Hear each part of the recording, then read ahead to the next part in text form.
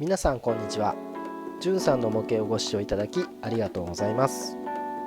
世界の名車アメリカ編アリー24分の1オーナーズクラブシリーズダッチチャレンジャー1973年型の第3回です。今回はシャシーの仮組みを行います。もともとはモータライズモデルだったキットですので、シャシーの構造はその当時の名残を感じることができます。以前作った青島のスカイラインスーパーシルエットも確かもともとモータライズモデルだったと思いますが、シャシーの構造に共通点が感じられてとても面白いです。モータライズキットということは走ることを前提に設計されていますので、例えば車高をある程度確保しなければいけないなど、どうしてもディテール面とのトレードオフが起こります。上級モデラーの方々はうまく改造してリアリティを上げられておりますが、正直私にはどうしたらいいのかちょっとよくまだ分かっていません。何はともあれ素組みできちんと作らなければ始まらないので、まずはしっかりと組んでいこうと思います。それでは本編をどうぞ。では恒例の説明書確認から。4ステップで組み立て完了のシンプルな設計になっています。早速パーツを切り出して処理ポイントを確認していこうと思います。パーツ点数は少ないですが、しっかりステアリングが切れる優れた設計だと思います。はい、これはリアのサスペンションパーツですね。他のパーツ同様バリの処理は入念に行いたいところです。フロントタイヤの取り付けパーツです。ここも処理ポイントを押さえておきます。この辺ですね。次にこれは先ほどのパーツをシャーシ側で受け付ける方のパーツです。ここもこんな感じでバリが残っているので処理します。これ最後にフロントのロアアーム的なパーツです。目立つバリの位置は抑えられましたので、これから処理を進めていきます。ナイフで大きく取り出した部分を削り落としていってます。組み立てた後ほとんど見えないようなところもありますが、この時点では選別することができませんので全部やっていこうと思います。大きめのバリはナイフでざっくりと削りましたが、削り跡やもともと引けてるところなど凸凹をペーパーで鳴らしていきます。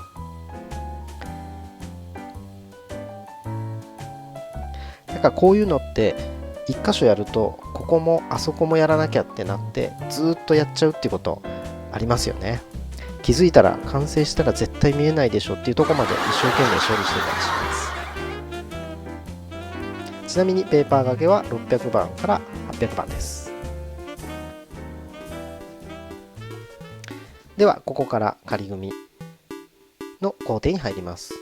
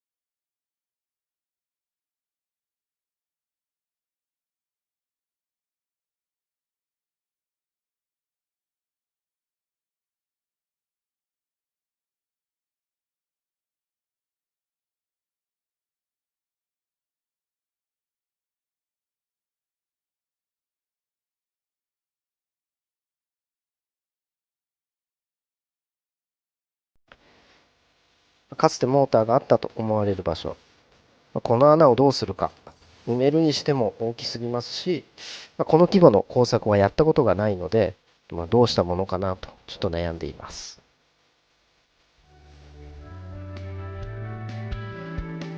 ともあれ仮組みは進めていきましょう。太い方がリアタイヤですね。このぶっといタイヤの迫力がありますよね。ちなみに動画作成の順番の問題なんですけど、この時はまだホイールのメッキは落としてないです。はい、こんな感じです。やっぱでかいですね、タイヤ。リアタイヤをちょっと両方履かせた状態にしています。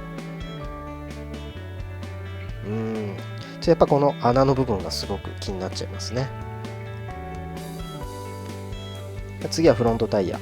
感覚的にはこの大きさが普通の自動車のタイヤっていう感じがします。これグッドイヤーのモールドも綺麗でかっこいいタイヤですよね。はい、前輪に履かせてみようと思います。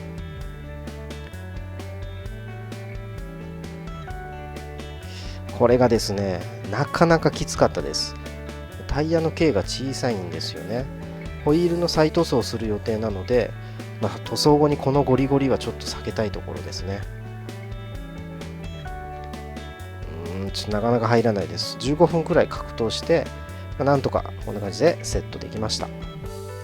気持ちパンパンに見えるんですけど、気のせいですかね。かっこいいのはすごいかっこいいんですけどね。はい、タイヤを履いた状態で再度取り付けをします。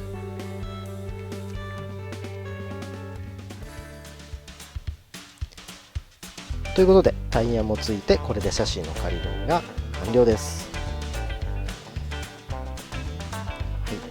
今のところ4輪はしっかり設置しています。素組みであればこれで OK なのですが、やはりできるところは修正したい。でもできるところってどこだろうかと、ちょっとこれからネットで達人モデラーの皆様の制作機を漁る日々が続きそうです。はい、いかがでしたでしょうか。ちょっとリアのシャフトのところでは迷っちゃったものの、とにかく全体的な印象としてはすごく組み立てやすいという感じでした。オープニングでも触れた通り、このキットもともとモータライズキットですので、組み立ての手間を極力小さくして走らせて楽しんでほしいというようなアリーの心意気のようなものを感じる構想でした。勝手な想像ですけど。さて、僕にとっての大きな問題はシャシーの修正工作です。この先どうなっていくのやら。ということで今回の動画はここまでになります。最後までご視聴いただきありがとうございました。